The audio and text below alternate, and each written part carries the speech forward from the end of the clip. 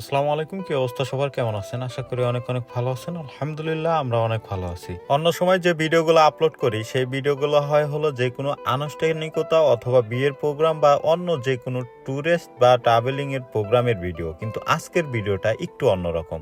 আজকে হলো আমাদের একটা প্রাইভেট কার সিরাজগঞ্জ থেকে যাচ্ছিল হলো বরিশালের উদ্দেশ্যে, কিন্তু মাঝপথে এটা সমস্যার সম্মুখীন হয়। পরবর্তীতে ওই গাড়িটা রেখে আমাদেরই কোম্পানির অন্য একটা প্রাইভেট কার নিয়ে সেটা চলে যায়, কিন্তু পরবর্তীতে ওই গাড়িটা আনার জন্য আমরা আমাদের নতুন হাইজ নিয়ে ওইখানে উপস্থিত। তো আমরা ওইখানে উপস্থিত হওয়ার পরে যেটা বুঝতে পারি যে আমাদের প্রাইভেট কারের গিয়ার বক্সের গিয়ার অয়েল পড়ে গিয়েছে এবং গিয়ারটা ফেসে গিয়েছে, যার কারণে এই গাড়িটা এখন বর্তমান অচল। তো এটাকে টেনে নিয়ে যাওয়ার জন্য আমরা প্রথমে হাইজ গাড়ির ডিফারেন্সিয়ালের মাঝ বরাবর একটা রশি বেঁধে সেটাকে আমরা প্রাইভেট কারের ইঞ্জিনের নিচে, অর্থাৎ ইঞ্জিনের যে ইঞ্জিল গার্ড রয়েছে সেটার নিচে মিডল বরাবর একটা অপশন রয়েছে, যেখানে রশি বা আপনি যে কোনো জিনিস বেঁধে গাড়ি টেনে নিয়ে যেতে পারবেন, এরকম একটা অপশনে আমরা রশিগুলা বেঁধে দিই। আর এটা অনেকেই হয়তো বা জানে না, বাম্পারে বেঁধে নিয়ে যায় বা অনেক সময় অন্য ধরনের অপশন ব্যবহার করে। সেক্ষেত্রে দেখা যায় যে বাম্পার যেহেতু জ্বালাই করা, সেটা অনেক সময় ছেড়ে যেতে পারে বা যে কোনো সমস্যার সম্মুখীন হতে পারে। কিন্তু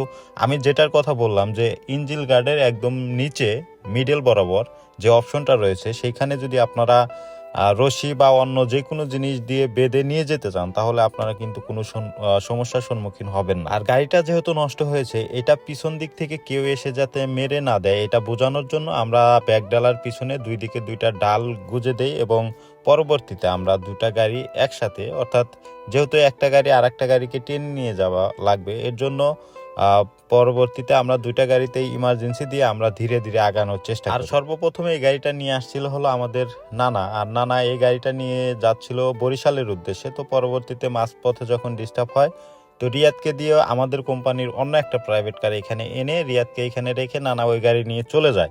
তো পরবর্তী টাইমে আমি, মামুন মামা এবং রমজান মামা, সেই সাথে আমাদের পিচ্ছি জুবাইয়ের, সবাই মিলে আমরা নতুন হাইজ নিয়ে আবার এখানে চলে আসি।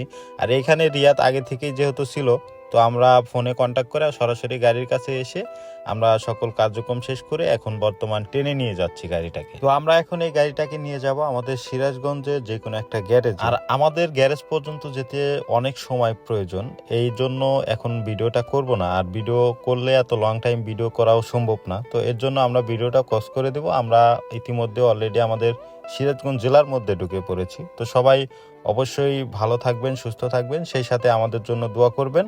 আজকের ভিডিও এখানেই শেষ করব। আল্লাহ হাফেজ। আসসালামু আলাইকুম ওয়া রাহমাতুল্লাহ।